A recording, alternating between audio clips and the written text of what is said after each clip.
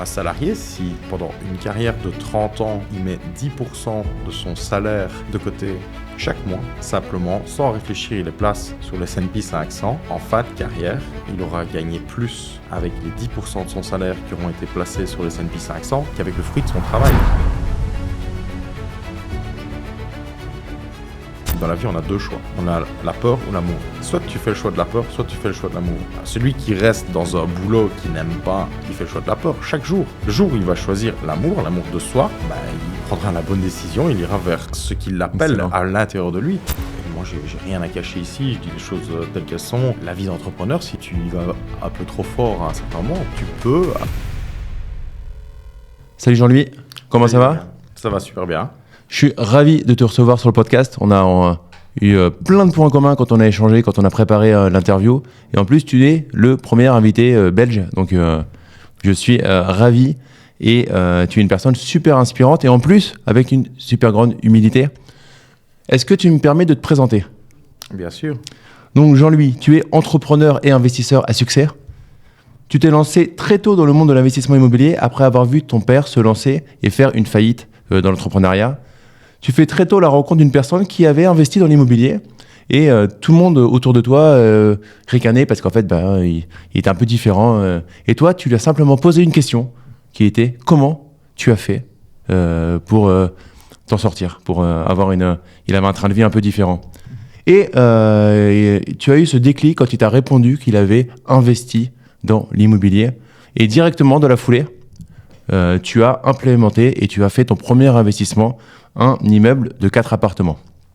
En parallèle, tu t'es spécialisé dans la menuiserie et tu as lancé ta société. Tu as eu un accident du travail très rapidement et tu as perdu plusieurs phalanges. Et à l'hôpital, pendant ta période de convalescence, au lieu de te dire « la vie est trop dure », non, tu étais en train de chercher ton deuxième investissement immobilier. C'est un truc de fou, ça m'a surpris quand tu m'as dit ça. Et un projet encore plus gros où tu as fait ton atelier pour ta société de menuiserie et tu as logé tes parents. Tu les as sortis d'une certaine galère financière en les logeant. C'était donc une entreprise et 19 logements à seulement 21 ans. Tu t'es créé en 2 décennies environ un capital de plusieurs millions d'euros, plus de 10 en tout cas. Et qui te permet aujourd'hui de choisir les projets sur lesquels tu veux te lancer sans pression et avec une valeur très très personnelle. En parallèle, tu as diversifié tes revenus avec des placements financiers en bourse de plusieurs centaines de milliers d'euros. Ton parcours est inspirant par rapport à ce que tu as accompli et je tiens à le dire et à te féliciter pour ça par rapport à ta grande humilité. Ce qui fait que je suis vraiment ravi de te recevoir dans ce podcast pour montrer qu'on peut réussir tout en comprenant que ce ne sont que des flux financiers et que tout ça est un jeu et que le plus important, c'est d'être heureux de la vie. Est-ce que j'ai bien résumé ton parcours ? Tu as très bien résumé, Damien, et je suis aussi très très heureux d'être là et d'avoir fait ta rencontre dernièrement. Donc le feeling est tout de suite bien passé, donc vraiment très heureux de partager ce qu'on a à partager aujourd'hui ensemble et avec ton audience. Alors, ma première question, c'est quand on se lance au début, aussi jeune, c'était quoi ta motivation qui t'a réellement permis de faire ce que les gens de cet âge-là ne font pas encore ? On parle de 19 ans. Je ne l'ai pas compris au moment même, je l'ai compris plutôt après. Mais ce qui m'a fait me mettre en mouvement et faire les choses un peu différemment, c'était vraiment la vraie envie de m'en sortir, en fait. C'était l'envie de m'en sortir et de m'élever à un autre rang que ceux que j'avais connus pendant mon enfance, tout simplement. Je veux dire, par quelque moyen que ce soit, c'était l'idée, s'en sortir. Parce que pour toi, dans ton enfance, tu parles du coup de cette période où tes parents ont connu la galère d'avoir une faillite assez importante, on va dire. Oui, quand tu vois tes parents échouer dans quelque chose, dans un projet, être peut-être dans quelque chose qu'ils faisaient mais qu'ils n'aimaient pas spécialement, tu essayes. Souvent, il y a 2 choix, soit on reproduit, soit on fait complètement différent. Donc moi, mes parents m'ont toujours laissé très très libre de mes choix et je les en remercie infiniment. Donc j'ai pu avoir la chance de choisir de faire ce que j'aimais. Et de ce fait, j'ai essayé d'utiliser ça. Et je pense que quand on fait ce qu'on aime, souvent ça fonctionne. Yes, d'ailleurs, quand on fait ce qu'on aime, souvent ça fonctionne. Ça résonne à plusieurs endroits dans ton début de parcours. Tu n'étais pas bon à l'école jusqu'au moment où, en fait, tu as choisi une voie qui t'allait. Ouais. On va faire un zoom là-dessus. On n'est pas des réalisateurs au niveau de l'éducation, mais ça montre quand même qu'en tant que parent, quand on laisse un peu ses enfants choisir ce qu'ils aiment, eh ben, ils réussissent mieux que leur imposer un choix qui peut-être socialement plus noble, entre guillemets. Oui, je pense que par rapport à ça, on a un certain point commun, mais effectivement, je pense que d'essayer de simplement guider ses enfants, mais les laisser libres de leur choix. En tout cas, moi, c'est ce que j'essaye de faire au maximum au jour d'aujourd'hui. Et j'ai beaucoup de reconnaissance aussi que mes parents m'aient laissé libre de faire certains choix, parce que mes choix ont été différents. Quand j'ai terminé ma dernière année d'enseignement primaire, j'ai fait un choix complètement différent de la plupart de mes camarades. Je suis allé dans l'enseignement technique, et c'est peut-être là que j'ai compris qu'en fait, je pensais ne pas aimer l'école. Et là, j'ai appris à aimer l'école, en fait, parce que j'étais très heureux chaque matin d'aller à l'école, parce que j'avais vraiment trouvé la pression d'être là pour apprendre quelque chose d'utile. C'est ça, c'est souvent en fait, des fois quand on n'aime pas quelque chose, on a l'impression, on se dit ah, j'aime pas ce truc-là, et en fait c'est juste qu'on n'est pas au bon endroit, au bon moment, quoi. Ouais, tout à fait. C'est un petit paramétrage, mais j'insiste sur le fait que nos enfants n'ont pas la maturité à cet âge-là. Par exemple, quand tu sortais du primaire, de le voir tout seul, il faut qu'on leur lâche des fois un peu et c'est dur, hein, un certain lâcher prise pour leur permettre de trouver leur chemin. Toi, c'était pas le chemin qui était peut-être le plus à la mode, le plus comment on appellerait ça, le plus en vogue. Ouais, ou le plus courant, le plus sécuritaire pour les parents, effectivement. Mais moi, c'était mon chemin, et je suis très heureux qu'on m'ait laissé aller et suivre mon chemin sans m'imposer quoi que ce soit. D'ailleurs, c'est difficile de m'imposer les choses en règle générale. Maintenant, le niveau de maturité, tu parlais de niveau de maturité, je pense que en fonction de nos expériences de vie, que ce soit à tout âge, qu'on ait 10 ans, 15 ans, 20 ans, chaque personne peut avoir un niveau de maturité différent en fonction de son âge, de l'éducation qu'il a reçue et des expériences qu'il a vécues. J'ai quand même vécu certaines expériences, je vois ça peut-être aujourd'hui comme une chance, mais qui, à 12 ans, quand j'ai dû faire le choix de mon métier, à peu de choses près, j'avais quand même déjà une certaine maturité, ou en tout cas, j'avais déjà une bonne vision de où je voulais aller, ce qui peut aujourd'hui être difficile pour pas mal de personnes, et c'est comme ça. Je veux dire, le tout, c'est de prendre le temps de vraiment réfléchir à qui on est et à ce qu'on veut. C'est ça, en fait, tu avais vécu des choses, en tout cas, vécu et vu des choses qui t'avaient peut-être aussi retiré une certaine naïveté d'enfant, et faire grandir un peu comme certains enfants qui ont des maladies graves très jeunes, et au final qu'on voit des ressources de maturité très très impressionnantes très jeunes. Toi, c'était pas ça, heureusement, pour ta santé, mais d'une certaine manière, avoir ses parents dans un processus compliqué, ouais. Ça t'oblige à être mature. Alors ton père, tu m'avais raconté, t'avais aussi ramené quand on dit que c'était dur, juste voilà, c'est pas pour raconter toute la vie, mais c'était dur c'était au point de mettre quelque chose dans l'assiette. Hein, la difficulté. Oui, ça a été, du coup, tu allais l'aider à aller chercher des pièces que vous revendiez ensuite. Une époque de la vie où vraiment, Voilà. il y avait plus de ressources, donc ils avaient, pour des raisons diverses, été suspendus de revenus. Essayant d'avoir plus, ils ont joué, ils ont perdu à ce moment-là. Mais bon, toi, t'es enfant, t'assistes à ça, tu sais pas ce qui se trame, tu vois juste le résultat. Et le résultat est qu'à un moment donné, pour manger, on a vraiment dû se débrouiller et aller trier les vieux fers, ramasser les vieux fers sur la rue.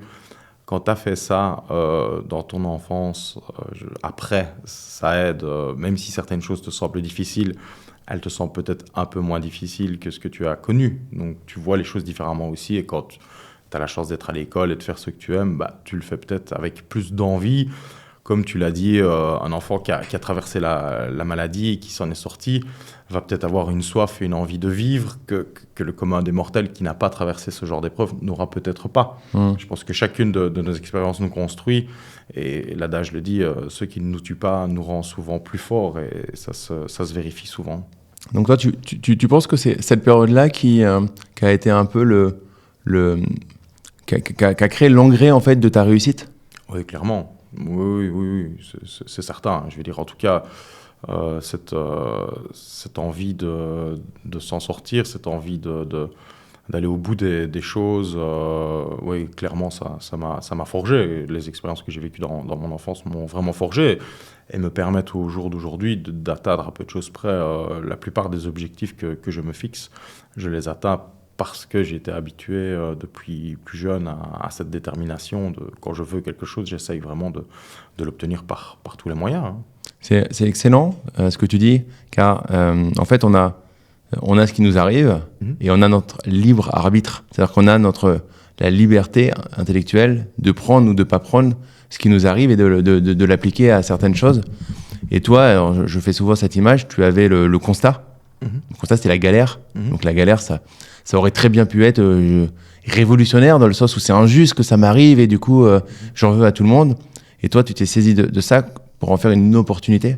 L'opportunité que toi, pour ta famille, pour tes enfants, pour tes petits-enfants peut-être, ou tes arrière-petits-enfants, tu vas mettre tout. Toi, tu as vu ce que ça pouvait être la galère, et j'ai l'impression qu'en fait, le leitmotiv de tout ça, c'est je vais mettre ma génération et toutes les générations qui arrivent à l'abri que ça puisse arriver.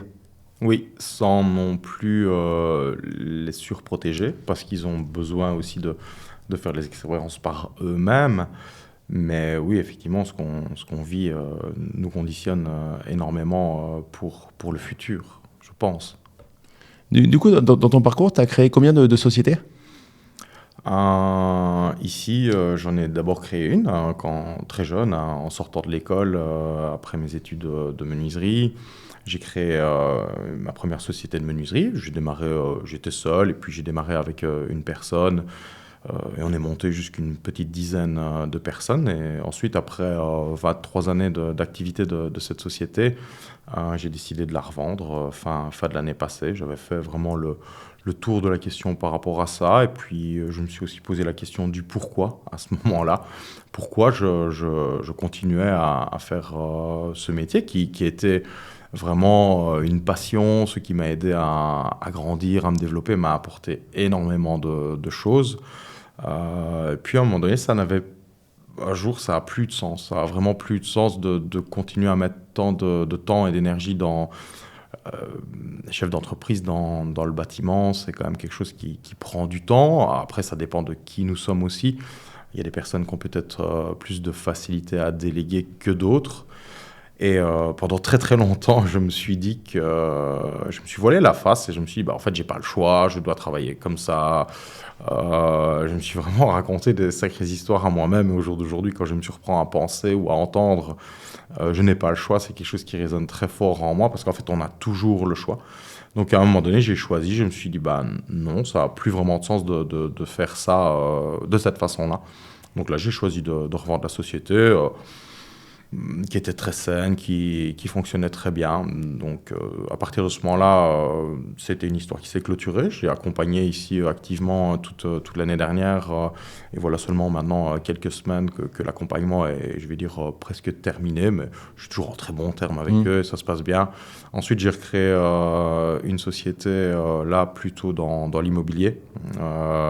J'ai eu la chance de pouvoir investir dans un projet immobilier au Grand-Duché de Luxembourg. Ensuite, un deuxième projet immobilier au Grand-Duché de Luxembourg. Et puis, j'ai recréé ici, fin d'année passée, une société de patrimoine immobilier dans laquelle j'ai intégré une partie de mon parc immobilier que je possédais en privé dans cette société pour continuer à avancer, récupérer du cash pour refaire de nouveaux projets. Donc, un chouette montage aussi qu'on a fait l'année passée pour ça. Yes. Excellent. C'est une logique, voilà. C'est très, très logique et très, très, très, très lucide ce que tu nous évoques. On va revenir sur ces années d'entrepreneuriat parce on a échangé en préparant. Parce que les gens qui nous écoutent, ils ont pour certains pas encore franchi le pas de l'entrepreneuriat, ils en sont au début. Et mon idée, c'est pas de dégoûter les personnes, mais je suis quelqu'un de très cash et il faut savoir là où on met les pieds. C'est-à-dire que l'entrepreneuriat, c'est la plus belle expérience par rapport au salariat. Certes, vous n'aurez plus la perfusion du salaire, mais il y a une excitation, des challenges. Par contre, il y a aussi des dangers qu'on peut avoir, et c'est aussi notre but dans le podcast, de mettre en alerte devant les dangers. Tu t'étais créé à un moment tu bossais trop. Tu étais, je peux pas dire prisonnier, mais en tout cas, tu bossais beaucoup. En fait, c'est le revers de la médaille. C'est le revers de la médaille d'avoir... dans ma jeunesse, quand j'ai fait mes études de menuiserie, on en avait parlé un peu en complément à ça. J'ai aussi fait l'architecture d'intérieur au cours du soir. Donc, pendant quelques années consécutives, j'ai été habitué à partir le matin, à commencer à l'école à 8h15, donc quitter de chez moi à 7h30 et terminer les cours à 20h30 et rentrer chez moi à 21h. Quand tu as fait ça déjà pendant 4 ans, pendant ton enfance, inévitablement, tu mets en place, il y a une routine qui se met en place, une habitude qui se met en place. Donc, tu es formaté, tu es habitué à travailler un certain nombre d'heures. Donc, après, quand tu démarres dans le monde du travail, ça ne te pose pas spécialement de problème. Tu as été habitué à travailler autant, tu es content, tu fais ce que tu aimes. Donc, entre guillemets, tu es énergisé par ce que tu fais. Ça ne te prend pas d'énergie, ça te remplit d'énergie. Donc, aucun mal à travailler au début. Quand j'ai commencé ma société, puis j'ai commencé à investir dans l'immobilier en parallèle. Donc, il y a des moments où je bossais pour ma société, il y a des moments où je bossais la force. Pour moi aussi, dans l'immobilier, c'est d'avoir tout le côté technique. Donc, il y a des choses au début, quand je n'avais pas de sous, quand j'ai investi dans l'immobilier au début, je n'avais pas beaucoup de sous, donc je faisais un maximum moi-même pour économiser. Donc, être habitué à ce rythme-là et à compter surtout beaucoup sur soi et faire beaucoup de choses soi-même, oui, dans un sens, on développe une bonne habitude, mais on développe aussi peut-être une mauvaise habitude de travailler énormément.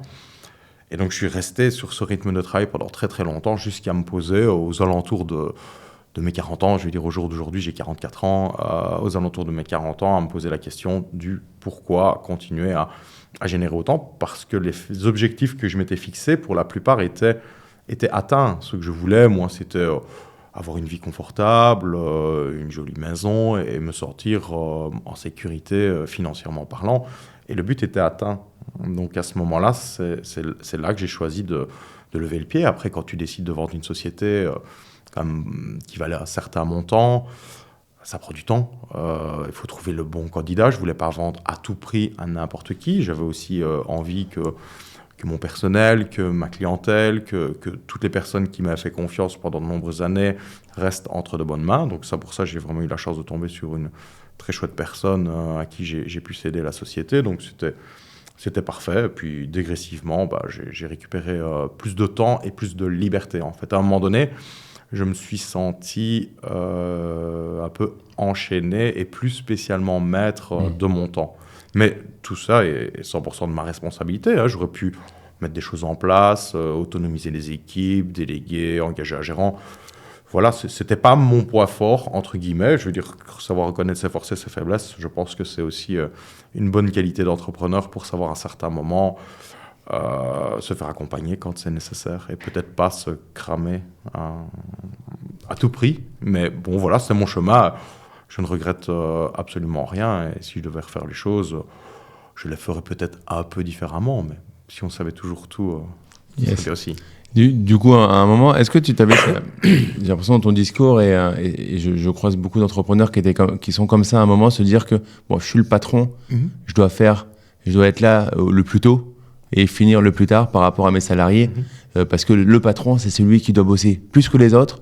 Quand les autres dorment, je dois bosser plus. Oui. J'ai l'impression que toi, dans ton envie d'être là pour les gens et d'être au top, tu t'es imposé un rythme assez dur, non ? Oui.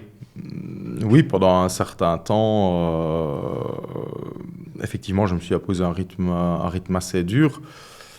Mais comme je te dis, quand tu as été habitué à ça, toi, ça ne te choque pas. C'est plutôt les autres. Et puis, je pense qu'on a tous besoin d'aller au bout de certaines choses, au bout de quelque chose, pour peut-être, à certains moments, aller toucher nos propres limites et pour pouvoir vérifier où elles sont et les connaître. Je pense qu'on a tous besoin de ça. Enfin, en tout cas, moi, j'en ai eu besoin. Donc, pour ça, c'est très bien. Mais ça, c'est la vision de l'entrepreneur, du patron qui arrive le premier, qui repart le dernier, est une vision un peu old school, je vais dire. Au jour d'aujourd'hui, il y a plein d'entrepreneurs qui ont montré que les choses étaient possibles autrement. Tu as des chefs d'entreprise qui géraient bien plus que moi, qui étaient moins présents. Donc, il y a, je pense, autant de façons de faire les choses qu'il existe de personnes, tout simplement. Et chaque personne doit, pour moi, trouver son bon équilibre et surtout, à certains moments, prendre le temps de s'arrêter pour réfléchir s'ils sont toujours bien sur la bonne voie et s'ils exécutent toujours vraiment ce qu'ils veulent. Excellent. Prendre le temps de s'arrêter, parce que je vais résumer, pour moi, c'est de prendre le temps de lâcher prise, c'est-à-dire quand on s'arrête, on a la peur, hein, vous aurez la peur quand vous allez vous lancer, quand vous allez vouloir accélérer, ok, mais si je prends du temps à travailler sur mon business, et du coup, je vais peut-être perdre un client, un devis que je n'ai pas signé. Et en fait, oui, mais vous allez potentiellement, en investissant perdre à l'instant T, mais gagner 100 en effet cumulé dans le temps. Oui. Déjà sur votre longévité, parce que en fait, on fait tout ça aussi pour malgré tout rester en bonne santé, parce que si on fait tout ça pour être le premier à arriver au cimetière, on n'aura pas gagné grand-chose. Non. Et c'est super puissant ce que tu dis, de se questionner de temps en temps sur est-ce que là, on est là où on veut être. Et il y a une question qui est intéressante que je rajoute au fur et à mesure là, quand les gens me questionnent et quand j'accompagne des gens entrepreneurs, c'est est-ce que je mets en place des actions qui permettent d'atteindre mes objectifs ? Qui est une question à se poser honnêtement. C'est-à-dire que des fois, on ne met pas en place les actions qui vont avec les objectifs. Parce qu'on a des objectifs qui ne sont pas vraiment nos objectifs, qui sont un copier-coller de la pression sociale. On ne veut pas tous être multimillionnaires, milliardaires et tout. Ça convient à des gens et ça ne convient pas à d'autres. Il faut avoir ses propres objectifs. Et par contre, derrière, quand vous avez vos propres objectifs, il faut mettre les actions qui permettent de les atteindre. Toi, tu avais cet objectif fort, et en fait, tout simplement, tu as mis des actions pour les atteindre. Et les actions, elles étaient puissantes, elles étaient à la limite de casser la machine, mais parce que ton objectif était un objectif à atteindre qui était multidimensionnel, puisqu'il était entrepreneurial, il était immobilier, et il était avec je pense, une force, une violence de conviction. Je mets les deux mots ensemble parce que je pense que l'énergie, mais en même temps la violence émotionnelle de parcourir ça pour pas reproduire un schéma, t'a fait soulever des montagnes. Pour moi, oui. C'était ma montagne, c'était mon chemin. Et effectivement, tu sais, entre le moment où on démarre un projet, ici, ma société de menuiserie, je l'ai tenue pendant 23 ans. En 23 ans, on peut changer. On peut changer énormément. Et de prendre le temps de s'arrêter pour réfléchir, ok, est-ce que je suis toujours bien sur mon chemin ? Est-ce que la direction dans laquelle je vais est toujours celle où je souhaite profondément aller ? Ça demande aussi un niveau de conscience, un niveau de maturité qu'on n'a pas toujours, parce qu'on peut être un très bon entrepreneur, mais on peut parfois passer à côté de certaines choses ou ne pas voir certaines choses qui sont là, ne pas vouloir les voir, ne pas vouloir prendre le temps de s'arrêter. Peut-être, ça cache peut-être autre chose. Mais je pense qu'effectivement, pour tout entrepreneur, se dire et de planifier à la limite, à l'avance dans son agenda, attention, à ce moment, je m'arrête et je fais le point. Est-ce que je suis toujours bien sur mon chemin ? Est-ce que la direction dans laquelle je vais est toujours celle dans laquelle je souhaite aller ? Est-ce que par hasard, mes objectifs ne sont pas déjà atteints ? S'ils sont atteints, ok, je m'en fixe des nouveaux, mais est-ce que ça fait sens pour moi ? Est-ce que ça fait sens pour ma famille ? Est-ce que ça fait sens pour les personnes qui m'accompagnent à ce moment-là ? La vie, elle n'est pas uniquement sur le monde de l'entrepreneur. Un entrepreneur, c'est aussi un homme, un mari, un père, un membre de famille. Enfin, c'est plein d'autres dimensions à côté. Et à certains moments, oui, quand tu mets énormément d'énergie dans quelque chose, ça grandit. Et des choses dans lesquelles tu mets moins d'énergie peuvent dépérir. Si par exemple tu ne prends pas soin de ta santé, à un moment donné, ta santé va dépérir. Si tu arrêtes de faire du sport, pareil, et ainsi de suite. Si dans ton couple, tu ne t'occupes pas. Enfin, c'est comme dans tout, quoi. Donc il faut juste choisir et trouver le bon équilibre. Et en fait, trouver le bon équilibre, ça reste, je pense, le combat de tout le monde tout au long d'une vie, parce que tout reste changeant, tout est impermanent et tout est toujours en mouvement. Donc il faut souvent... en tout cas, au jour d'aujourd'hui, j'essaie peut-être de le faire un peu plus souvent qu'avant. Ça me posait la question, ok, je fais ça, mais pourquoi est-ce que je le fais? Est-ce que ça a du sens pour moi? Est-ce que ça va dans la Voilà, voie, est-ce que est-ce que ça avance mon véhicule global, voilà, quoi. Par rapport à ce que je veux aujourd'hui, est-ce que ça va dans ce sens-là? C'est excellent ce que tu dis là, parce que quand j'accompagne des personnes, je ne dissocie pas les objectifs financiers, professionnels et personnels. Oui. C'est-à-dire que on travaille. Il y a des gens qui me disent non, mais je m'en fous, je te prends pas pour le personnel, je te prends que pour mon business ou pour mon immobilier. Et je dis non, no way. Parce que je prends l'exemple de l'immobilier. Oui. Tu fais de l'immobilier, donc tu as des objectifs immobiliers qui sont forts, mais tu as oublié le personnel. Tu divorces 5 ans plus tard. Bon, si tu as mal fait en plus ton montage, c'est 50-50. Du coup, tu repars quand même un petit peu en arrière. Et ce que tu viens de dire là, l'équilibre global, c'est l'enjeu le plus difficile. Parce qu'il y a du subjectif. Parce qu'il y en a qui me disent comment je vais convaincre ma femme d'investir dans l'immobilier, par exemple. Et je leur dis, mais on ne convainc pas quelqu'un. Oui. On l'amène à la limite. Mais on ne convainc pas. Qui es-tu pour convaincre ta femme ou ton mari? Ça va juste mal finir. Il y en a, ils le font carrément dans le dos. Il y en a, ils le font quand ils payent un accompagnement. Ils disent, attends, je le fais sur ce compte-là pour pas qu'ils le voient. C'est chaud parce que ça commence mal, quoi. Parce que l'immobilier, tu vas faire quoi quand on va t'appeler à 22h parce qu'il y a une fuite au niveau du plafond? Tout à fait. Parce que dans la vraie vie, il y a beaucoup de fuites à un moment. Rien n'est rose. Ça arrive. Donc, c'est vraiment le truc global et on a le droit de se tromper. Là, vous avez envie, vous écoutez, peut-être de vous lancer, peut-être d'accélérer. Ne sous-estimez pas la puissance de votre partenaire pour vous aider. Vous avez besoin d'être... la personne ne va peut-être pas comprendre ce que vous lui dites tout de suite. Mais c'est peut-être la personne qui vous connaît le mieux. Après, il y a besoin de se faire accompagner, comme tu le disais. Ce n'est pas être faible que de se faire accompagner. C'est être fort.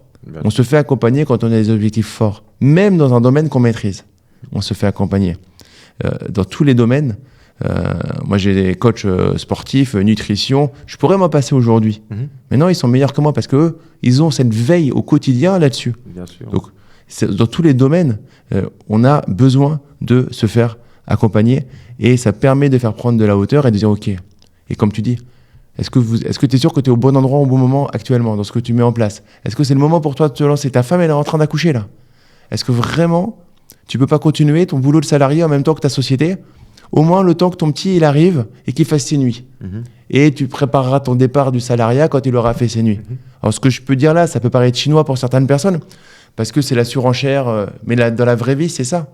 C'est un contexte, par exemple, d'arrivée d'un enfant, tu as eu ça qui est arrivé, c'est la plus belle chose, mais c'est en même temps le plus gros chamboulement de sa vie. Clairement, et puis on peut aussi, et moi j'ai rien à cacher ici, je dis les choses telles qu'elles sont. La vie d'entrepreneur, si tu y vas un peu trop fort à un certain moment, tu peux, en n'ayant pas conscience de ce que tu fais, de où tu vas, tu peux aussi passer à côté de certains moments qui sont importants. Parce qu'à ce moment-là, tu te dis, bah oui, mais non, l'autre est là, il est là, il gère. Tu as un peu cette vision d'entrepreneur, pourquoi faire à deux ce qu'on peut faire tout seul? Non, on avancera plus vite si on se répartit les tâches, et ainsi de suite. Donc cette vision d'entrepreneur, et effectivement, à certains moments de ma vie, je pense que si j'avais été accompagné, si j'avais fait le choix d'être accompagné ou coaché, ou si j'avais fait des recherches pour ça, il y a des choses que j'aurais peut-être fait différemment et peut-être encore mieux. Donc je pense qu'effectivement, au jour d'aujourd'hui, et pour ma part, je fais aussi régulièrement appel à de l'accompagnement. On a des connaissances en commun dans le milieu financier. Et oui, tu as beau avoir des notions, tu ne seras jamais un expert, tu ne deviendras jamais aussi bon que quelqu'un qui pratique le même domaine depuis 5 ans, 10 ans. Si même toi, tu t'y mets au jour d'aujourd'hui, tu auras quand même 5 ans ou 10 ans de retard sur cette personne-là. Donc profite de l'expérience de cette personne-là et écoute-la. Et cette personne, en plus, même si tu es aussi bon qu'elle, n'aura pas d'émotion sur ce que tu lui dis. C'est ça. Moi, j'accompagne des gens. Par exemple, tu m'as posé des questions sur des projets immobiliers il y a quelques jours.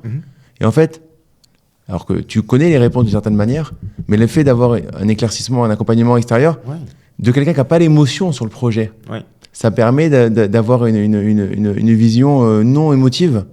Et mine de rien, souvent, nous faisons des erreurs par l'implication de nos émotions dans la décision. L'autre va être détaché et va avoir une vision beaucoup plus neutre et avec parfois plus de hauteur et plus de clairvoyance.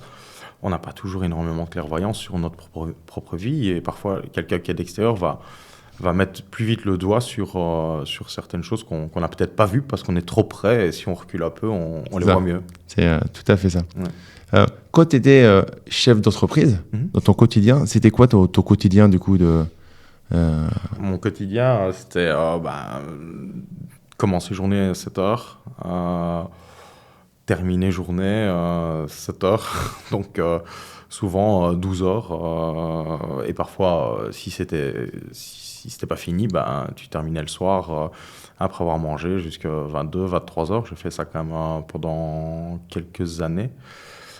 Et puis alors après, tu as l'expérience, tu gères mieux. Donc au fur et à mesure du temps, de moins en moins. Mais je dirais de 20 ans à 30 ans, là j'ai quand même vraiment pas mal bossé. Puis aux alentours de mes 30 ans, j'ai construit ma maison privée. J'ai pas mal bossé dedans aussi. Puis on a refait un peu des travaux, enfin toujours des idées, des projets. Donc ouais, c'était quand même 60 heures semaine accomplies. Et à l'intérieur, tu occupais comment ton poste de chef d'entreprise? Tu étais en mode chef d'entreprise couteau suisse chef d'entreprise couteau suisse, un peu tout. Donc c'était... après j'ai appris énormément, mais c'était...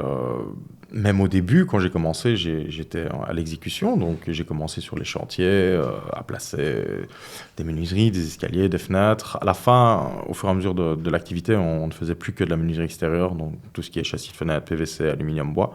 Donc là, on s'est vraiment spécialisé dans un domaine parce que j'ai plus voulu grandir, donc j'ai stoppé l'expansion de l'entreprise. On aurait pu continuer à faire de tout, mais je me suis dit, OK, on ne grandit plus, donc on est resté le même nombre, on a resserré de plus en plus nos activités et essayé d'aller sur quelque chose qui était assez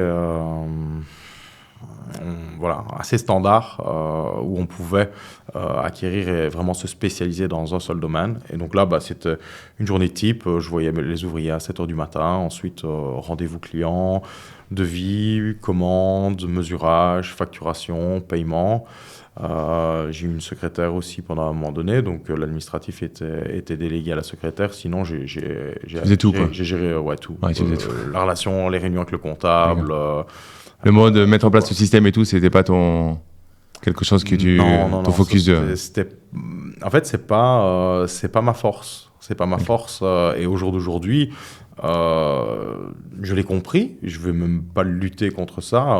Dans les projets que j'ai maintenant, je suis seul pour tous les projets. Et je préfère être totalement comme j'ai la sensation d'être plus libre. Ça veut pas dire que je fais des projets seul. J'ai des associés sur certaines sociétés, sur certains projets, mais au jour d'aujourd'hui dans ma société, j'ai plus de personnel, par exemple. Moi, c'est un choix.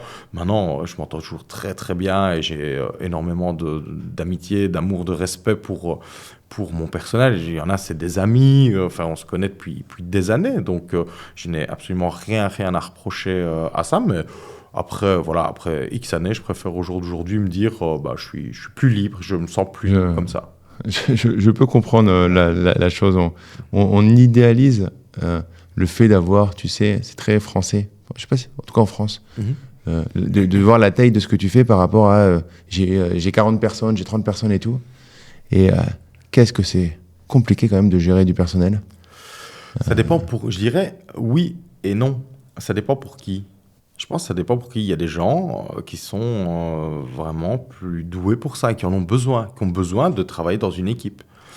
C'est comme ça, on est tous différents et c'est ce qui fait la beauté de ce monde. Donc, c'est de se poser la question, est-ce que moi je suis vraiment fait pour... Moi j'ai adoré, et ce que j'ai fait, j'aurais pas pu le faire tout seul. Donc la boîte, elle a tourné comme ça, les projets qu'on a fait, seul j'y serais pas arrivé. Donc c'était utile d'être à plusieurs. Puis nous dans la menuiserie, tu vas poser une fenêtre qui fait 200 kilos, c'est un travail d'équipe. Tu la mets pas seul. Donc d'office, c'est un travail d'équipe. Pour faire ce métier-là, il faut d'office travailler en équipe. Il y a beaucoup de choses que tu ne sais pas faire seul. J'adore travailler en équipe, encore au jour d'aujourd'hui.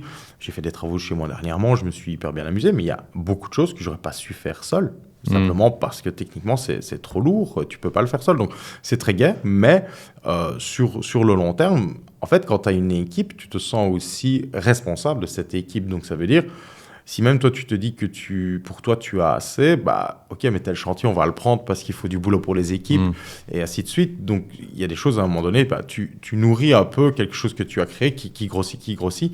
Et à un moment donné, bah, tu te dis, oui, mais là, on prend, pourquoi donc, c'est en fait, moi, je vois plus ça. Le fait d'avoir du personnel t'oblige à garder un certain rythme. Tandis que si tu es seul, tu as envie de te prendre un mois off, tu te prends un mois off. Tu as moins d'obligations. Tu as moins d'obligations que quand tu as du personnel, tu es obligé de faire un certain nombre de devis par mois, un certain nombre de commandes, un certain nombre de factures, parce qu'il va falloir le payer. Mais tu assumes cette responsabilité-là. C'est un choix, en fait. C'est comme de choisir, bah, ok, est-ce que j'aurai des enfants ou pas d'enfants? Bah, si tu n'as pas d'enfants, fatalement, pendant une période de ta vie, tu auras peut-être plus de liberté qu'une autre. C'est des choix. J'ai envie de revenir sur une période qui m'a marqué. Tu as eu un accident du coup du travail très, très jeune, dans tes premières années de chef d'entreprise. Tu avais ton entreprise. Ouais. Je venais de la créer. Ouais, donc tu as quand même perdu des phalanges. Et sur ton lit d'hôpital, tu étais plus préoccupé.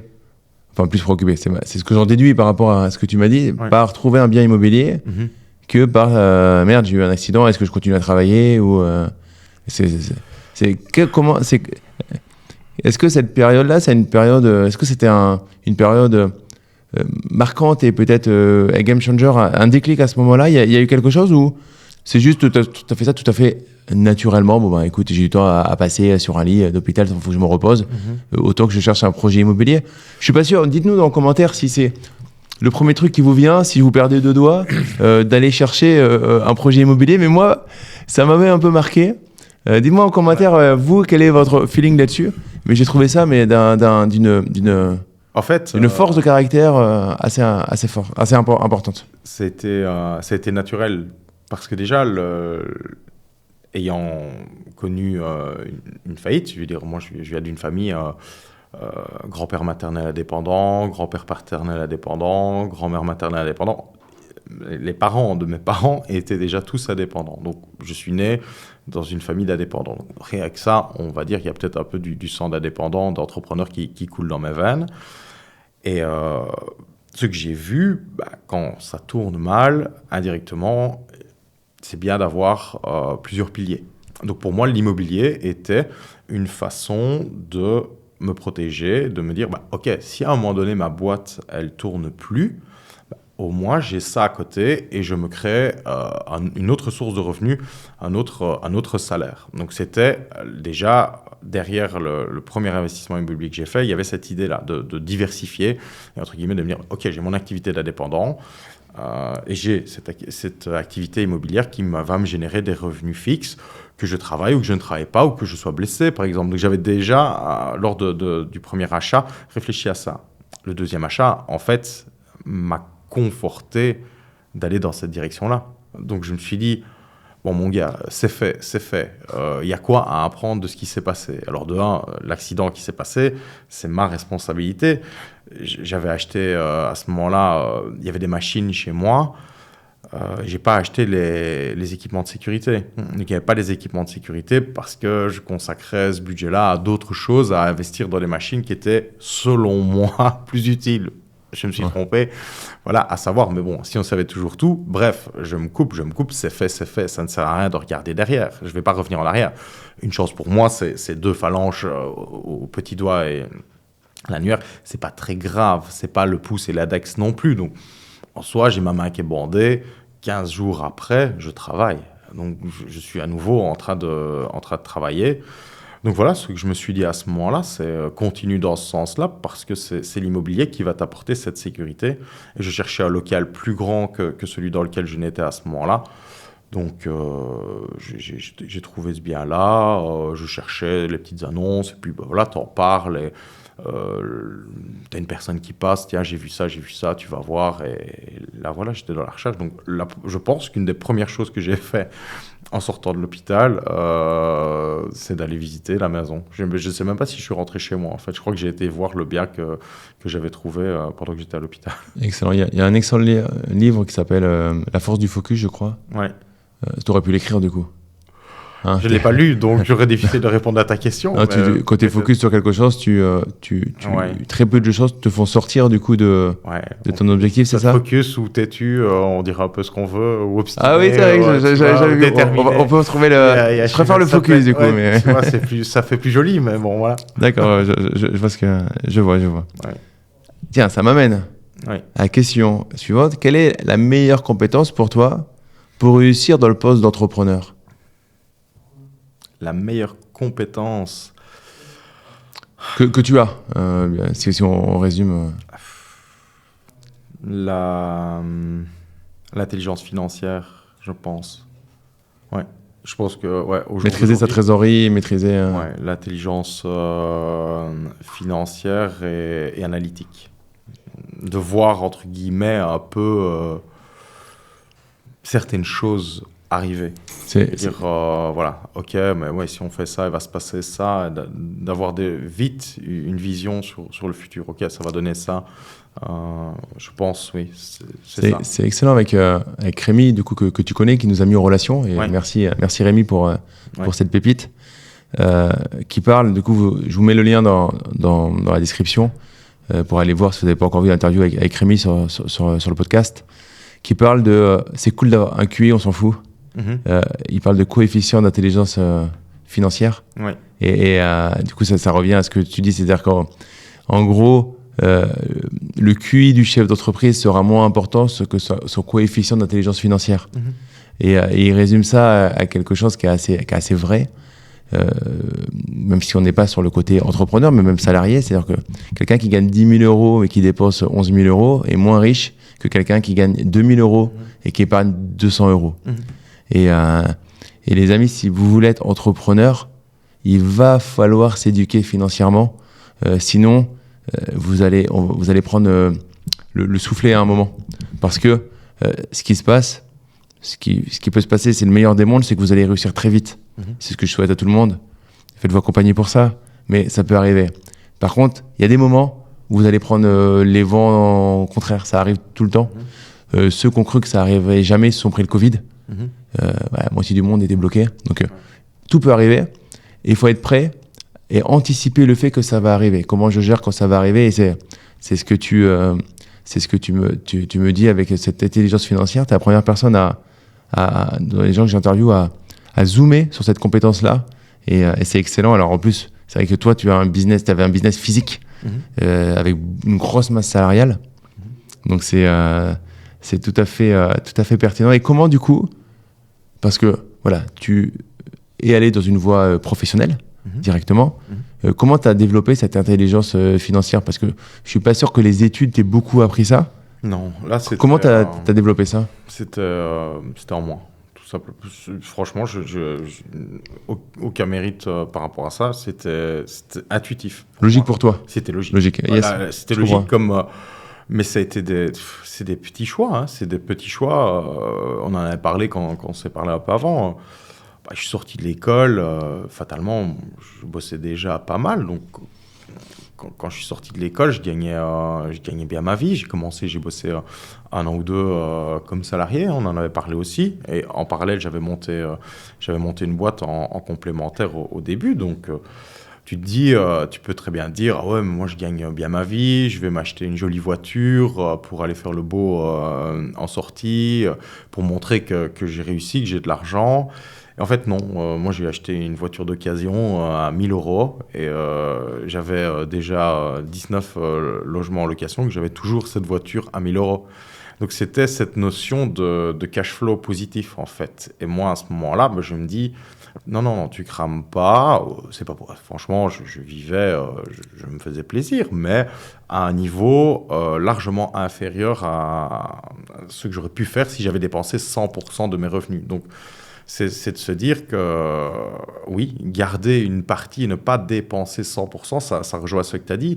Celui qui gagne 10 000 euros par mois et qui dépense 10 000 euros par mois est moins riche que celui qui gagne 2 000 euros par mois et qui a une capacité d'épargne de 200 euros par mois. Sur le long terme, un salarié, si pendant une carrière de 30 ans, il met 10% de son salaire de côté chaque mois, simplement, sans réfléchir, il les place sur le S&P 500, en fin de carrière, il aura gagné plus avec les 10% de son salaire qui auront été placés sur le S&P 500 qu'avec le fruit de son travail. Ça veut dire que son argent aurait été capable de générer plus de profit que lui en se levant tous les matins et en allant travailler entre 8 et 10 heures par jour.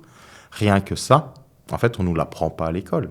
Il y a plein de choses, et quand tu le comprends par toi-même et que tu le mets en application, tu te rends compte avec le temps, parce que là, moi, j'ai plus ou moins 25 ans de carrière devant moi. L'effet cumulé, une courbe exponentielle, ça s'exprime en années. Donc, c'est sur le long terme qu'on récolte vraiment les fruits. Donc, ne pas vouloir se récompenser trop vite fera qu'on pourra se récompenser bien mieux plus tard. Tu l'as appris naturellement. C'était venu assez naturellement. Mais ça m'est venu naturellement parce qu'en fait, quand tu as connu le manque, tu vas avoir plus vite tendance à faire des réserves. Et à de toujours te dire, ouais, mais attention, parce que si tu n'as pas de réserve, là, en cas de coup dur, quand tu as vu tes parents avoir un coup dur et il y avait 0 réserve, tu te dis, oui, mais il y a un problème parce qu'en fait, il n'y a pas de réserve. Toi, tu te dis simplement, dans ta tête d'enfant, si j'ai des réserves, je m'évite ce problème. Excellent. Et j'avais fait le calcul pour une vidéo YouTube. Si vous mettez quelqu'un qui met 50 € par mois à 18 ans, et quelqu'un qui mettra 100 € par mois à 30 ans, en fait, à 30 ans, si vous commencez à 30 ans, mais vous mettez le double de somme, vous ne rattraperez jamais celui qui a commencé avec 50 € à 18 ans.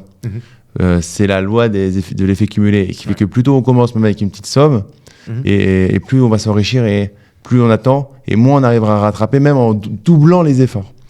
Donc c'est important, ne sous-estimez pas la puissance de chaque petite pierre que vous déposez. Ce podcast, c'est une pierre pour vous, parce que c'est un déclic. Et peut-être que vous allez couper à la fin et rien va se passer. Mais vous allez revenir, écouter quelqu'un d'autre qui va être invité. Et ça sera une nouvelle petite pierre. Et à un moment, il y aura la logique. Il y aura tout qui va devenir logique par rapport à ce que vous voulez vraiment être. Et là où vous voulez être, il y a un truc de développement personnel, et j'y crois vraiment fort. Alors les mecs, ils le disent sur scène avec un ton très « Yes, les gars !» Mais c'est vrai, imaginez le jour de votre mort. On est toujours... Alors je dis ça à mes enfants, et ma femme n'aime pas, mais je leur dis en rigolant, mais je leur dis... je sais qu'on ne connaît pas, mais un jour, aujourd'hui, c'est peut-être la veille de ma mort. Parce que malheureusement, heureusement aussi, je ne sais pas dans quel sens, mais on ne connaît pas le jour de notre mort. Du coup, on aura toujours une veille de notre mort d'une manière assez naïve, où des fois on fera des banalités. Alors que si on avait su. Imaginez du coup le jour de votre mort, vous le connaissez, vous êtes sur votre lit, vous dites si j'avais su quand même, je l'aurais monté cette boîte, je me serais lancé, dans le pire des cas, je serais retourné dans le salariat. On n'a pas le droit aujourd'hui de se dire que ça peut arriver cette situation. Le but du podcast, c'est ça, c'est vous aider à avoir ce déclic pour vous lancer, pour trouver votre inspiration. Des fois, il y a des choses comme toi qui sont assez naturelles. Je vais gérer financièrement. Et des fois, il faut aller pousser un peu plus. Toi, la gestion d'un système, il fallait pousser c'était plus douloureux que la gestion de ton financier. Et c'est OK. Il y a des domaines qui sont où c'est cool. Il y en a, ils savent faire des galipettes à l'envers, à l'endroit, sans aucun problème. Il y en a, ils galèrent à se mettre en arrière. C'est pas grave. On a tous... À la fin, on va tous finir au même endroit à peu près. Soit sous terre, soit cramé. Mais on va tous finir au même endroit. Et entre-temps, il faut savoir là où vous avez du mal et pas se mentir. Allez-y. Tu connais la règle des 5 secondes ? Pas encore. J'adore ça. Il y a un livre là-dessus. C'est Mel Robbins. Et ça change la vie. C'est que, en fait, il y a 90-95% des actions dans sa vie qu'on peut prendre en 5 secondes. Ouais. Et il y a quelques actions, c'est plus compliqué. Vous achetez un immeuble de 19 appartements, ça ne peut pas prendre 5 secondes. Par contre, une fois que vous avez fait, que tous les voyants sont ouverts, ça ne peut pas prendre 5 secondes parce qu'il y a un business plan à faire. Par contre, une fois que tous les voyants sont ouverts, ça peut prendre 5 secondes de décider. Parce que si tout est ouvert et que vous décidez pas en 5 secondes, il y a quelqu'un d'autre qui va l'acheter. Ça prend 5 secondes de commencer à chercher.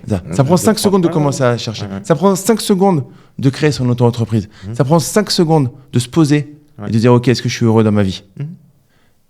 Mais ce que je dis souvent, c'est que on fait cet exercice, et après vous êtes calé dans votre tête. À la fin, vous ne voulez pas, c'est OK. Mais regardez pas des podcasts sur l'entrepreneuriat, ça sert à rien, vous perdez votre temps. OK. Et je sais que si vous le regardez, c'est qu'il y a un truc au fond de vos tripes. Mais l'arrêt des 5 secondes, OK. Là, je réécoute le podcast. Il y a une action que je prends. Là, j'avais quelqu'un au coaching ce matin, et je lui dis, qui est rentré dans mon accompagnement, je lui dis, écoute, si tu fais une action par jour, c'est un jeune, ça va mettre du temps parce qu'il est encore dans les études et il veut se faire accompagner.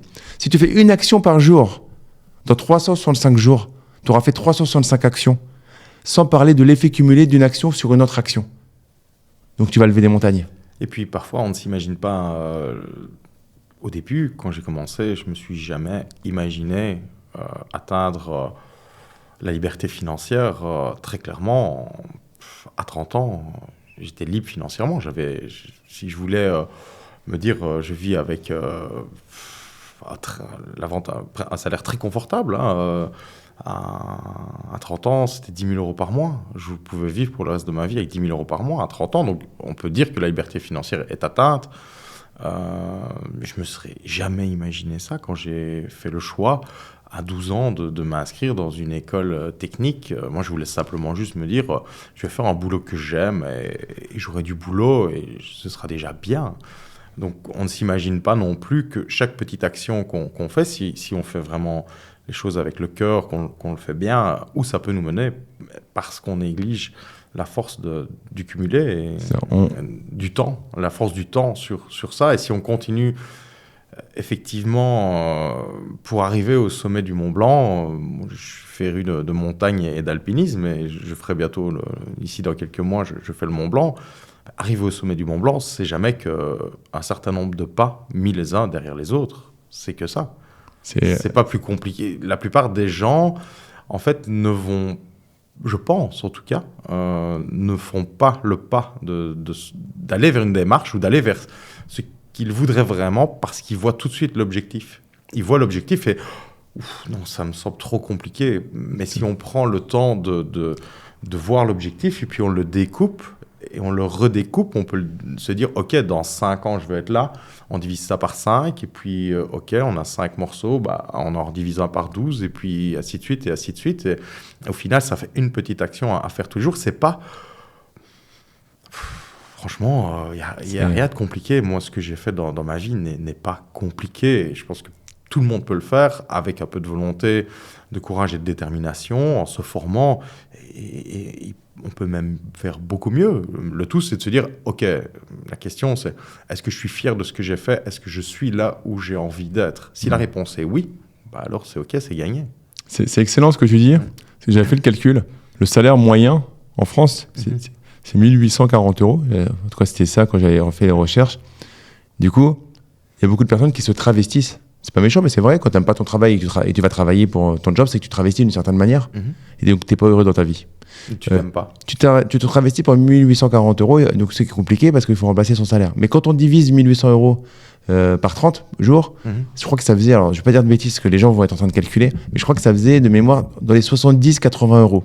Donc, en fait, tu te travestis pour 80 € par jour. Aujourd'hui, tu prends ton vélo, tu fais des livraisons Uber Eats et tu les gagnes. La vraie vie, alors, on peut dire tout ce qu'on veut, mais c'est la vraie vie, c'est que tu peux les gagner par n'importe quel travail. Donc, par cette règle de découper son objectif, te montre qu'en fait, tu prends très peu de risques souvent à te lancer. Et en fait, à atteindre cette première marche, te récompenser, pour aller atteindre. Te récompenser, c'est important. Parce que quand on atteint une marche, des fois, on a tendance... Moi, le premier, j'ai des objectifs sportifs. Et souvent, je prends pas le temps de me récompenser. Je me dis, c'est normal, je me suis entraîné pour. Tu vois, là, j'ai fait une compète. Je me suis récompensé. J'étais fier de moi. Et c'est mon coach qui m'a dit, j'espère que tu es fier de toi. Alors que l'année dernière, il m'avait écrit dessus en me disant, je suis fier de toi. Je dis, moi, je suis pas fier de moi parce que j'avais fait deuxième et pas premier. Alors que deuxième, c'est déjà très beau. Et on a toujours cette voix, des fois, qui nous fait... Mais il faut se récompenser et avancer petit pas par petit pas. Et effectivement, vous allez soulever des montagnes sans vous en rendre compte. Et ça, c'est l'art aussi de se faire accompagner, parce que la personne va vous découper le gâteau et vous allez vous rendre compte que vous le faites sans douleur.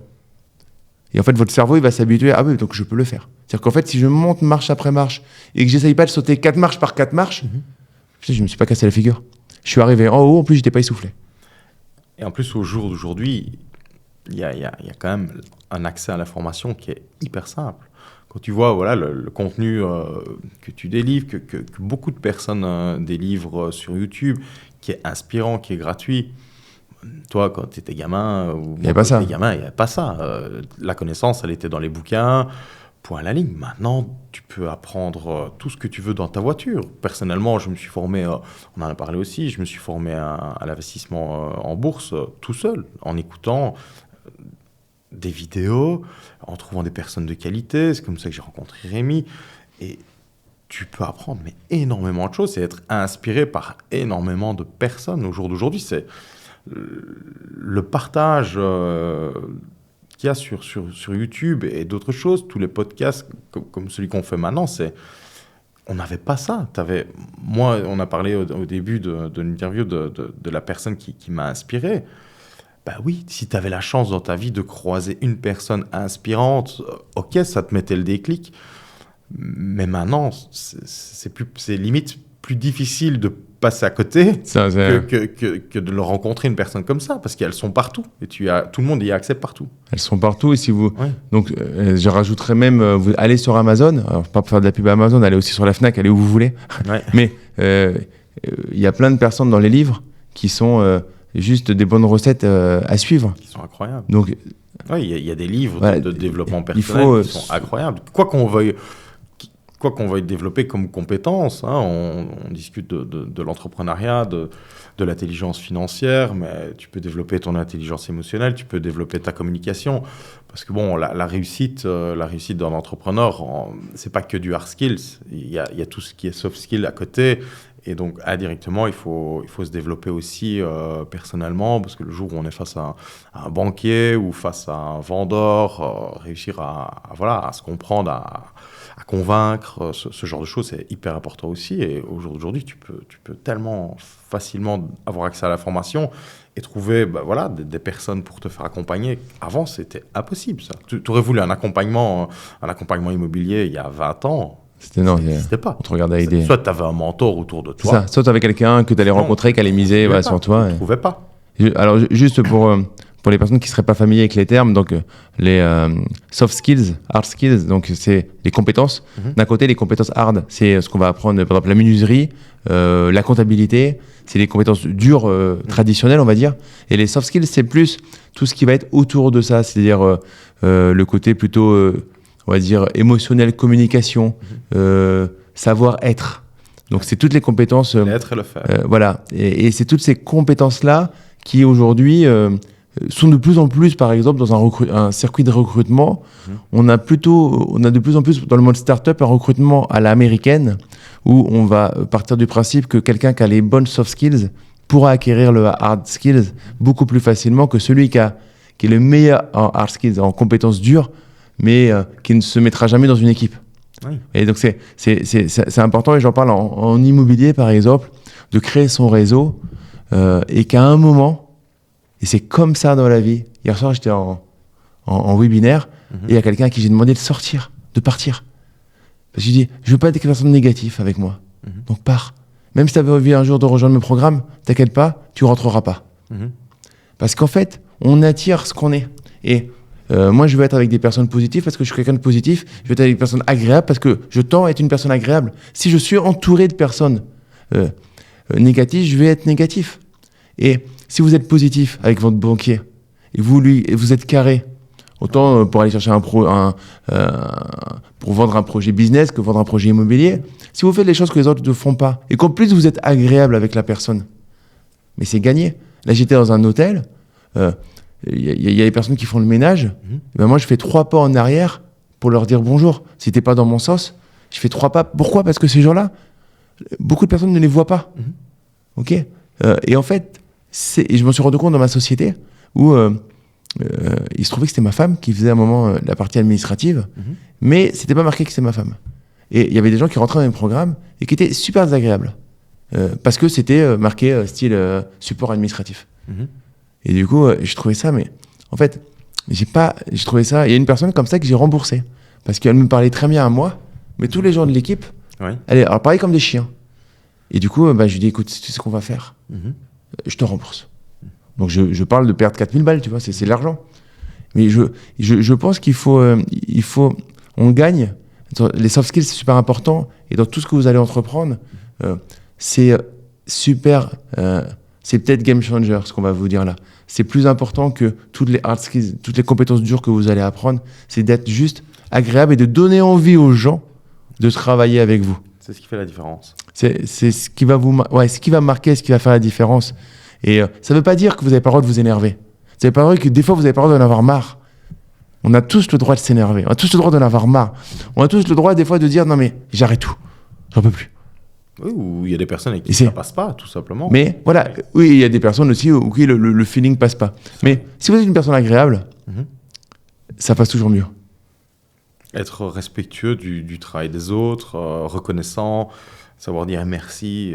Oui, c'est ce qui fera que votre réseau, que ce soit le banquier, le comptable, le plombier, l'électricien ou toute personne ou peu importe, votre aide ménagère, si on respecte chaque personne, on obtiendra, je pense, déjà le respect de l'autre personne qu'on respecte, le respect de soi parce qu'on respecte les autres, et on obtiendra le meilleur de chaque personne comme ça. Et la personne aura beaucoup plus envie de faire de son mieux avec nous. Comme celui qui bosse actuellement pour un patron, si son patron est agréable, si la structure dans laquelle il bosse est agréable, il aura certainement envie de mieux faire que si le matin, quand il démarre sa journée, on lui parle comme un chien. Il ne va pas donner son mieux sur cette journée-là, je pense. Et ça me fait rebondir. Si vous êtes peut-être en train de nous écouter, vous êtes réfléchissez à une transition, vous êtes salarié, vous avez ouvert votre auto-entreprise, vous n'êtes pas loin. Et là, c'est super important parce qu'à un moment, un jour, il va falloir négocier avec votre patron, potentiellement un départ. Donc, c'est pas style, du coup, j'en ai rien à faire et tout. Non, déjà, soyez toujours propre quand vous allez partir de quelque part et ça vous, en plus, vous facilitera le fait de négocier. Parce qu'ils négocieront plus facilement avec quelqu'un d'agréable. C'est comme ça, c'est subjectif. Ouais, donc, clairement. C'est vraiment important sur les soft skills dont tu parles dans tous les domaines. Je te remercie pour cette pépite. On va passer à un domaine qui est... c'est quoi le défaut que tu as le plus de mal à gommer au côté entrepreneurial? Le contrôle. Tu vas avoir du contrôle sur tout? Oui. Donc tu t'es mis tout seul. Au moins, tu es sûr. C'est pour ça que là, tu es tout seul, tu n'as plus des... Oui. Non, c'est un truc qui t'a pesé longtemps. Les choses se passent comme je l'ai prévu. Ouais, c'est peut-être ça. Maintenant... Quand tu sais ça, tu fais en sorte que tout se passe le mieux possible, d'organiser les choses au mieux, d'optimiser tout, et de faire en sorte qu'il y ait le moins d'imprévus possible. Comme ça, t'es pas dans le fait de réagir. J'aimais pas l'imprévu ni l'urgence. Ça, j'aime pas de devoir gérer dans une journée. Après, ça fait partie du s'adapter. Oui, mais quand tu sais au fond de toi que ce qui arrive est de ta responsabilité parce que tu l'as mal planifié, parce que tu l'as mal organisé, là, c'est difficile. Donc, ouais, je dirais un peu plus ça parce que, indirectement, ça va souvent avec le perfectionnisme. Yes. Donc, on fait souvent les choses par soi-même parce qu'on est souvent déçu quand les choses sont faites par les autres. Un total contrôle, quoi. Tu vas m'avoir. Ouais, je dirais que c'est peut-être ça qui m'a poussé à travailler à un certain moment donné autant. Donc, c'est le revers de la médaille. Yes, excellent. Qu'est-ce que tu dirais au Jean-Louis de tes débuts? Au Jean-Louis de mes débuts, comme on l'a dit tout à l'heure, de prendre un peu plus le temps de faire le point, de réfléchir un peu plus aux objectifs. Ouais, je pense que j'aurais fait des choses peut-être encore plus grandes et encore mieux si j'avais pris plus le temps de m'arrêter. C'est tout. Je pense prendre le temps à certains moments, je pense que tout entrepreneur, toute personne, tout être vivant doit prendre le temps de s'arrêter, que ce soit par rapport à son entreprise, que ce soit par rapport à son couple, se dire, ok, dans mon couple, ok, on en est où? Est-ce que tout va bien? Est-ce que tes besoins sont respectés? Est-ce que mes besoins sont respectés? Donc, de se poser la question sur, ok, je suis dans quoi? Est-ce que je me respecte? Parce que parfois, on peut ne pas nécessairement se respecter toujours quand on a vraiment un objectif fort et qu'on est déterminé. Voilà, comme quelqu'un, tu es dans le sport de combat, à un moment donné, Ça devient trop traumatisant, tu te dis, ouais, ok, là, je suis tout le temps blessé. Est-ce qu'il ne serait pas temps de, peut-être à un certain moment, voilà, lever le pied ou se diriger vers autre chose de plus doux? Parce que là, mon corps, je lui fais peut-être pas du bien.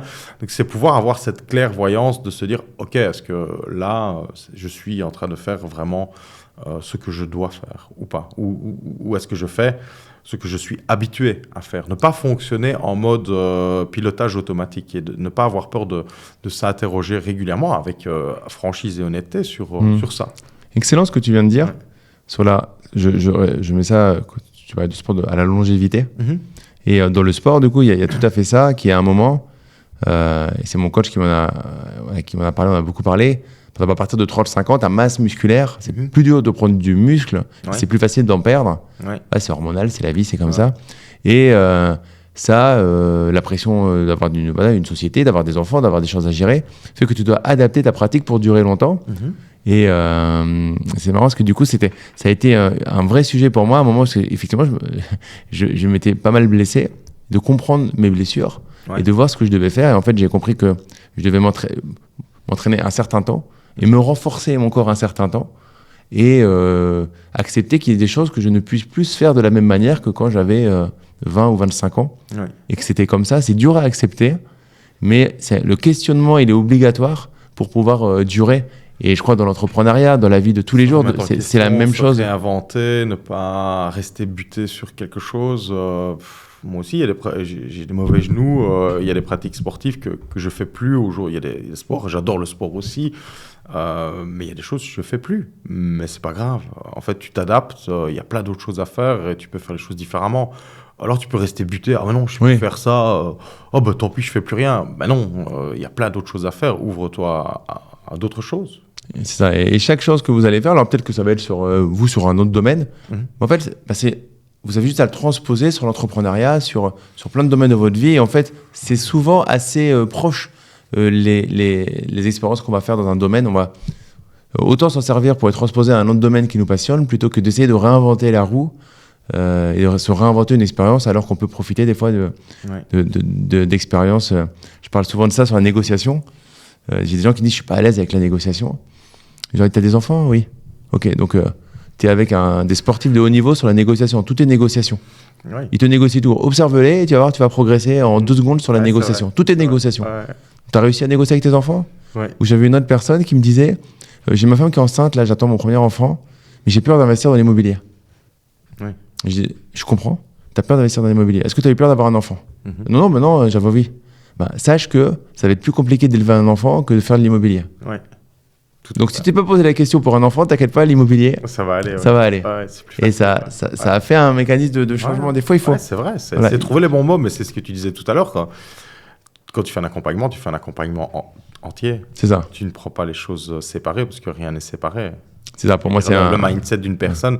Ce qui va faire qu'elle va bouger, c'est l'évolution complète de son état d'esprit qui est liée à plein de croyances limitantes, à plein de choses qui sont en elle, dans tous les domaines de sa vie. Donc, tu peux pas te dire, non, moi, on regarde que le business. En tout cas, c'est pour moi... Alors, tu es comptable. Le comptable, voilà, fatalement, c'est une spécialité, mais à partir du moment où tu fais appel à quelqu'un pour t'amener à un niveau supérieur... C'est un chef d'orchestre pour moi qui va t'amener... à un niveau supérieur... Il faut, à un moment donné, accepter d'avoir une vision plus large. Est-ce que tu lis? Oui. Est-ce que tu pourrais nous citer 3 livres qui t'ont marqué dans ton parcours global d'investisseur, d'homme, d'entrepreneur? 3 livres qui m'ont marqué. Je lis de tout. J'ai lu du développement personnel, j'ai lu... pas mal de livres sur la finance. Un livre qui m'a marqué parce qu'en fait, qui n'est pas du tout de la finance. Je pense que c'est un livre qui m'a marqué très très fort. C'est Conversation avec Dieu. Je connais pas. Ça n'a rien à voir avec la religion, mais l'état d'esprit de ce livre est juste incroyable. Alors après, la plupart des livres que j'ai lus sur la bourse m'ont été recommandés par Rémi, donc je veux dire, c'est tous les livres qu'il a résumés sur sa chaîne. Et là, il y a des livres qui sont incroyables.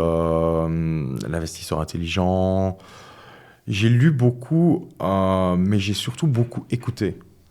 Et je pense que ça m'impacte plus ce que j'entends, ou en tout cas je le retiens mieux que ce que je ne lis.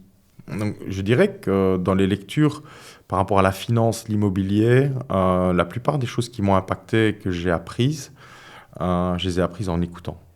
Mais pour le reste, dans d'autres domaines, j'ai beaucoup apprécié certaines lectures aussi. Mais la connaissance est dans les livres, donc je pense que on peut lire toute sa vie, on en apprendra toute sa vie. Donc il y a tellement... C'est difficile de sortir juste 3 comme ça, mais voilà, je l'ai sorti en premier. Et pour le reste, Yes. en investissement, il y en a tellement. Excellent. D'ailleurs, tu me feras penser à la fin de l'émission. De mettre... J'ai mon livre que je voulais t'offrir, j'ai oublié avant l'enregistrement, donc je te l'offrirai avec plaisir. juste après. Ouais. Moi, je fais ce podcast aussi pour le Damien, il y a quelques années, qui écoutait des podcasts dans le métro Ouais. et qui reprenait son quotidien ensuite en banque, son train-train, et qui oubliait, mettait un peu de côté cette envie d'entreprendre, cette envie de liberté. Cette personne-là, elle est dans sa prison dorée, elle a un bon salaire. Elle se dit, bon, pourquoi je vais me mettre en danger? Pourquoi je vais mettre en danger ma famille? T'aurais quoi comme mot à lui dire à cette personne qui nous écoute depuis maintenant un certain temps, qui a envie, mais il va reprendre son train-train, cette pression sociétale qui lui dit que salarié, c'est déjà bien, ça l'assure jusqu'à sa retraite d'avoir un salaire, de s'assurer sa retraite. Tu lui dirais quoi? Mieux vaut vivre avec des remords qu'avec des regrets. Je lui dirais la même chose que toi, de n'avoir aucun regret à son dernier jour de vie. Et puis que la vie, elle est là pour vivre des expériences. C'est tout. Et faire toujours ce qu'on connaît, c'est peut-être aussi mourir à petit feu. Parce qu'en fait, c'est tellement... avoir des nouveaux projets, la nouveauté. Je pense que le propre de l'être humain, on est ici pour vivre des expériences. On est ici pour expérimenter de nos 5 sens. Donc, l'entrepreneuriat, c'est une expérience incroyable. Et c'est chaque jour de la nouveauté, alors qu'un job que tu connais... voilà, je serais curieux de connaître vraiment le vrai pourcentage des salariés qui s'éclatent dans leur job. Qui s'éclatent, mais ça veut dire qu'ils sont satisfaits de leur cadre de travail, des tâches qu'ils exécutent, de leur salaire, de ce que ça leur permet, qui sont contents de tous les aspects de leur job. Hein. Pas, ok, moi, mes collègues sont super sympas, ouais, moi j'aime bien mon boulot, mais ça ne me permet pas d'avoir la vie que je voudrais. Donc, moi, je dirais à chaque personne surtout de croire en lui. Et je pense que quand on veut quelque chose, si vraiment on a la discipline, on y met l'énergie nécessaire, ben, ça grandira. Yes, je pense. Excellent. Je pense que c'est un bon conseil. Si jamais, réécoutez-le. Voilà. Et par rapport à ça, soyez honnête envers vous-même sur ce que vous voulez. On en parlait de la règle des 5 secondes, appliquez là. Ça ne veut pas dire claquer votre DEM en arrivant au bureau. Il faut être intelligent, il faut être modéré, il faut être mesuré. Ouais. Il faut faire les choses intelligemment par rapport à un système global qu'on a. Ouais. Par exemple en France, qui nous permet des fois d'avoir un coup de pouce pour pouvoir se lancer. Et il n'y a pas mieux que de se lancer aussi en parallèle si vous n'avez pas commencé. Ouais. Pour tester aussi si vous aimez, voir le feeling et prendre le temps. C'est quoi le plus gros échec entrepreneurial que tu aies connu? Je n'en ai pas connu. J'ai eu cette chance, j'ai 0 échec. J'ai jamais eu de gros couacs ou d'échecs. Jusque maintenant, dans le domaine entrepreneurial, j'en ai pas eu. Ça s'est passé comme une affaire... Tu connais l'agence Tourisque? Ouais. C'est qui fume le cigare. Là, ouais, mettez-moi en commentaire comment il s'appelle, je me rappelle plus. Yes.